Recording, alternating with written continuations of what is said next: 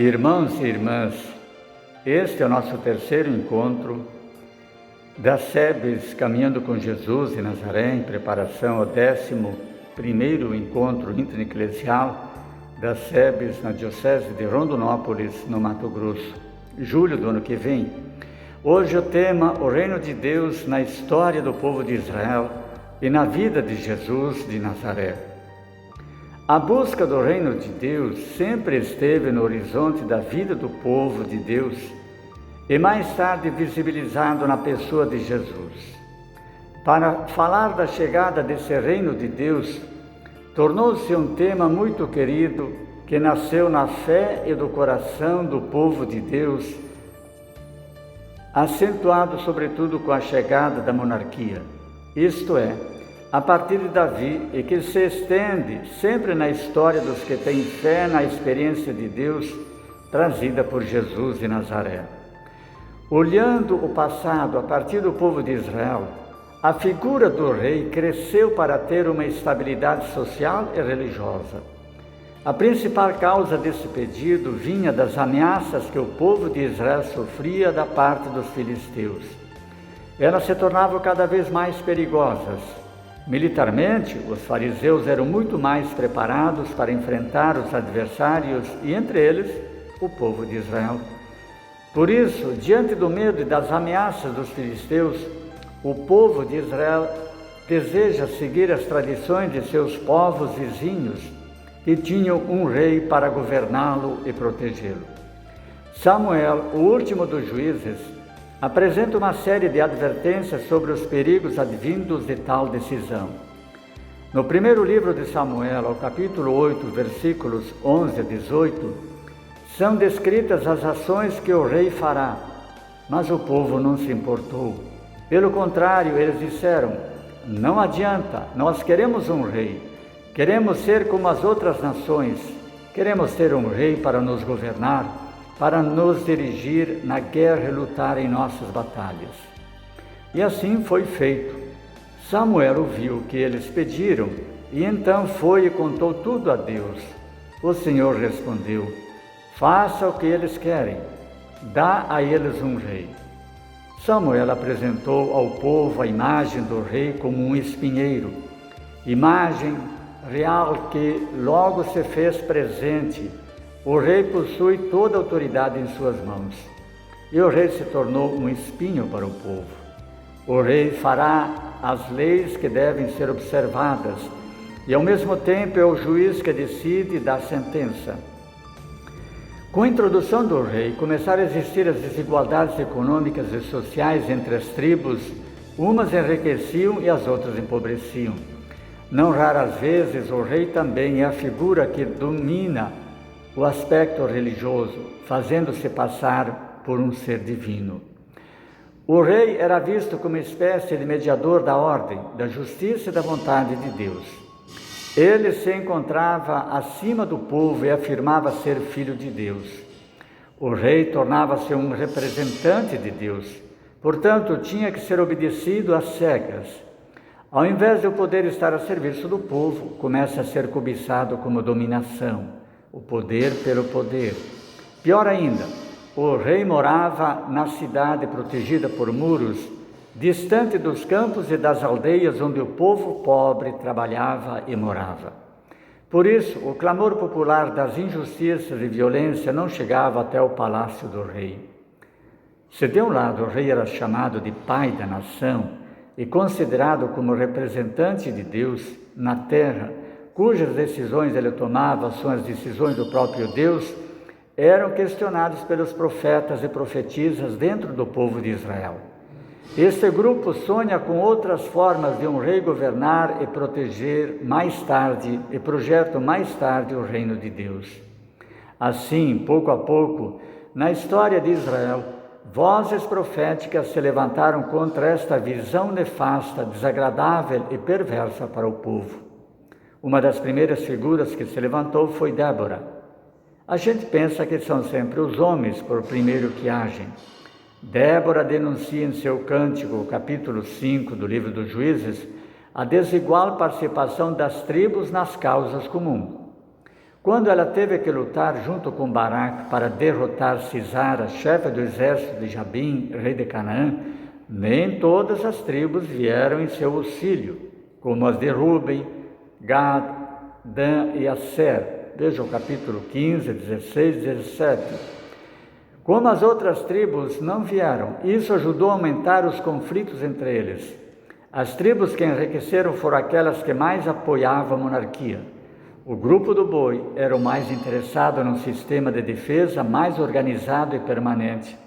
Esse grupo tinha condições financeiras para manter o exército fixo e pago.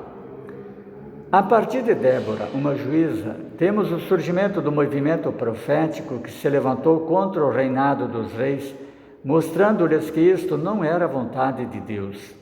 Cresceu entre os profetas a imagem de um rei cujo juiz para defender os pobres, os órfãos, as viúvas, os migrantes, os desvalidos.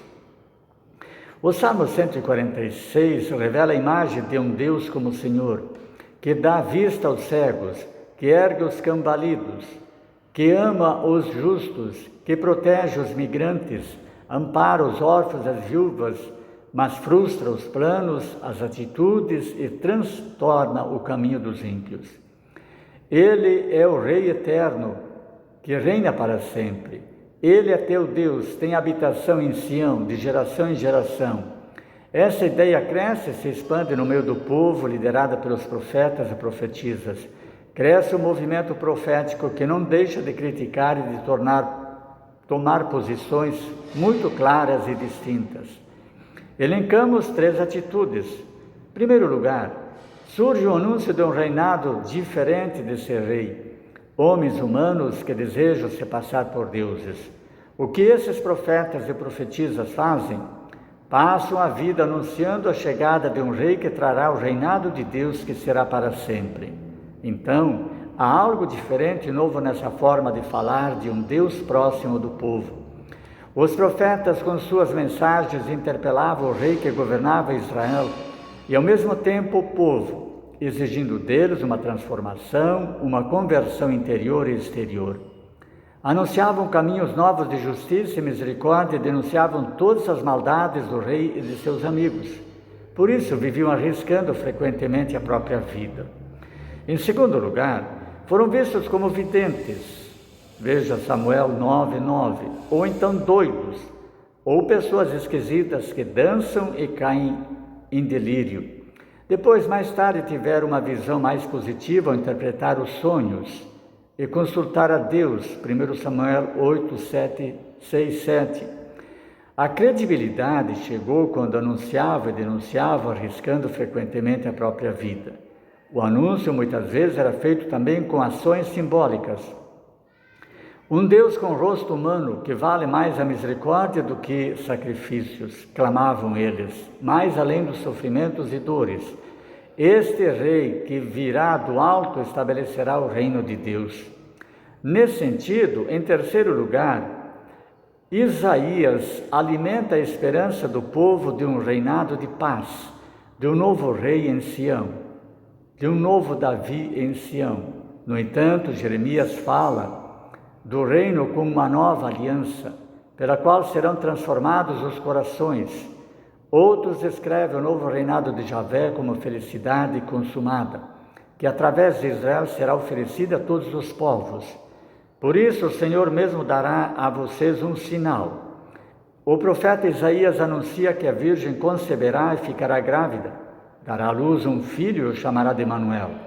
Ele é o Deus conosco, que caminhará com seu povo, indicando sempre a presença desse reino.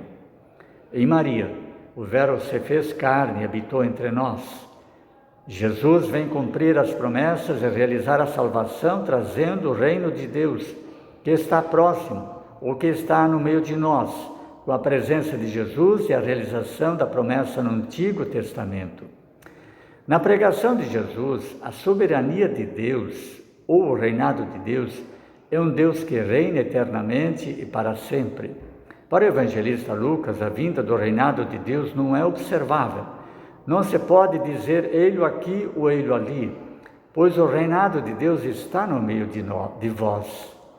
Inicialmente, Jesus rejeita as previsões cronológicas e especulações sobre o tempo. Não vai ser sobre um espetáculo que acontecerá a chegada do reinado de Deus. Nem se poderá indicar um lugar para o acontecer do reinado de Deus. Não será num lugar geográfico detectável, à maneira de um reino deste mundo, com fronteiras bem determinadas. O lado positivo da resposta de Jesus apresenta o reinado de Deus como uma realidade do presente. Está no meio de vós, está à vossa disposição, está presente e ativo à disposição dos ouvintes de Jesus como oferta salvífica de Deus, exigindo deles a decisão pela fé na boa notícia do Evangelho. Será acolhido pela conversão, como nos diz Marcos 1,15. Na ação de Jesus, o reino de Deus faz irromper a sua energia. Interessa-lhe unicamente que os homens reconheçam os sinais dos tempos, pondo-se na humildade da fé e da conversão sob o influxo do reinado de Deus que está vindo já agora no presente. Ele se destina a todos, publicanos e meretrizes, aos enfermos, às crianças e aos pobres. O reino de Deus é salvação e não juízo, pois a alegria de Deus é perdoar os pecadores arrependidos. Quem nele crê e acredita começa a sentir a vida nova e salvação, de tal modo que a separação entre bons e maus só terá lugar no juízo final. Por isso podemos nos perguntar, onde se revela esse reinado de Deus de que fala Jesus? Não é possível enumerar uma a uma. As obras de Jesus mostram que o reino de Deus está presente no meio de nós. Assim, por exemplo, as curas e os exorcismos são sinais da presença histórica do reino. E de dizer a João, diz Jesus, os cegos veem, os coxos andam, os leprosos são purificados, os mudos falam, os surdos ouvem, e os mortos são ressuscitados, e aos pobres é anunciado o Evangelho. Consequentemente, Jesus não só anuncia o reino de Deus, como o torna presente na sua própria pessoa. O reino de Deus acontece na vida de Jesus. Depois, por força da graça do Espírito de Deus que atua em Jesus, atuará também na vida e missão dos seus discípulos e discípulas, que são chamados bem-aventurados, porque ouvem e veem o que muitos profetas e reis desejaram ver e não viram. Reino de Deus e Jesus. Na pregação de Jesus, muito bem assinada pelos teólogos, 3 são as características principais do reino de Deus. Em primeiro lugar, Jesus é boa nova de luz e vida. Anuncia o reino de Deus, como uma semente colocada no chão de nossa Mãe Terra, como um tesouro e uma pérola a ser descoberto. Em resumo, ele é plenitude para o ser humano. Felicidade é como uma rede que abarca e recolhe tudo, como o fermento que desperta a vida nova. A imagem do grão de mostarda, tão insignificante, mas portador de esperança. Enfim, o desabrochar total prometido àqueles que viverem segundo as bem-aventuranças aqui e agora. Em segundo lugar, ainda que devamos trabalhar para construí-lo, não podemos edificá-lo com nossas próprias mãos, pois ele é sempre dom de Deus, do qual Deus tem sempre iniciativa. Ainda que o reino esteja no meio de nós, sua plenitude é uma realidade escatológica, ou seja, que escapa à nossa compreensão humana, mas que começa aqui e se consuma na outra vida. Em terceiro lugar, o reino de Deus é uma realidade coletiva. Ainda que a conversão pessoal seja a porta de entrada, ele tem uma dimensão comunitária. Ele é paz de Deus, justiça e amor oferecidos a todos. É comunhão sem fronteiras. Amai vossos inimigos. Consequentemente, nenhum grupo em particular, nem a comunidade dos discípulos, são destinatários únicos das promessas do reino. Ele é oferecido a todos, tanto que os que o integram, tanto quanto aqueles que virão do Oriente e do Ocidente, do Norte e do Sul. Para a fé cristã, o mundo torna-se o lugar da gestação de Deus, mas mesmo assim não afirma que já temos o reinado de Deus em plenitude aqui, mas que ele ainda se manifestará como tal no aqui e no agora. Ou seja, o Deus da revelação bíblica é o Deus que dá promessa ainda não realizadas, um Deus em aberto, mas que está e habita no meio de nós, para tornar esse reinado presente em nossas vidas. Ele agiu no passado, age no presente e no futuro agirá, pois é um Deus que não se fecha à história humana, vem para salvar a todos, a humanidade inteira. Por isso, a gestação de Deus para nós ainda está em processo e tem facetas de futuro prometido, mas que é mistério presente e futuro. Está aqui, ora ali, e de repente seus sinais se esvaem, regressam posteriormente. Enfim, minhas palavras jamais abarcarão tudo que se refere a Deus e seu reinado. Na história da Igreja Católica, o reino de Deus sempre esteve no horizonte da vida e missão, da espiritualidade de todas as pastorais e serviços realizados a partir de nossas comunidades eclesiais de base. Por causa de um certo reino, cantado muito bem pelo Padre Zezinho, que muitos dedicaram suas vidas pela causa do reino, jamais deve ser esquecida das nossas SEBs.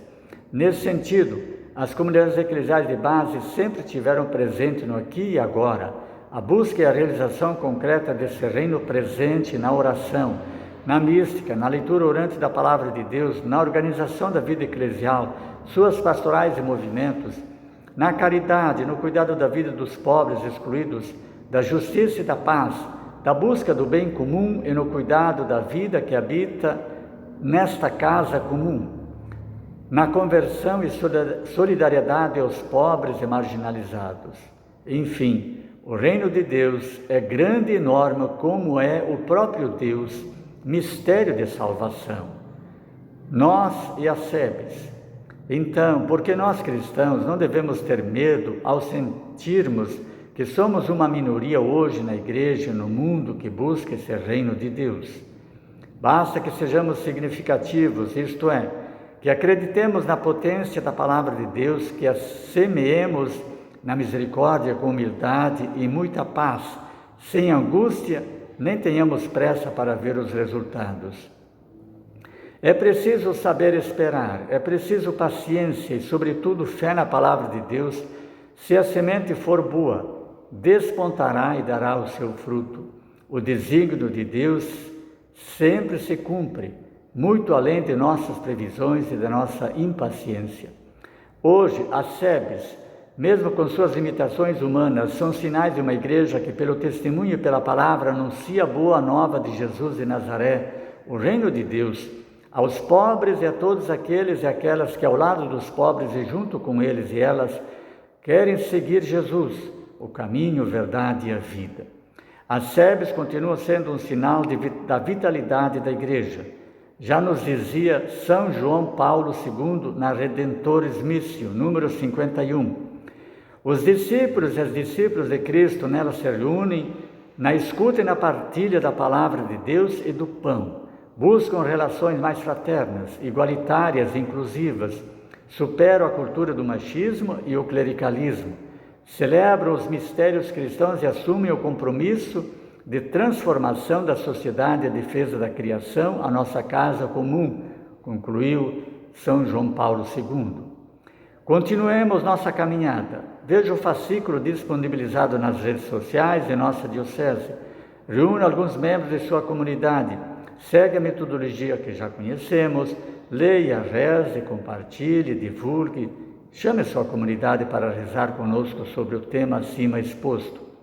No próximo mês trataremos sobre o 4º encontro, as SEBs no espelho das primeiras comunidades cristãs. Pela causa de nosso reino e por causa desse reino, continuemos nossa missão de animar e fortalecer nossas comunidades eclesiais, buscando o reino de Deus neste tempo de Advento e Natal de 2022. Que Deus, na sua infinita bondade e misericórdia, vos abençoe, em nome do Pai, do Filho e do Espírito Santo. Permaneçamos em paz e o Senhor sempre nos acompanhe.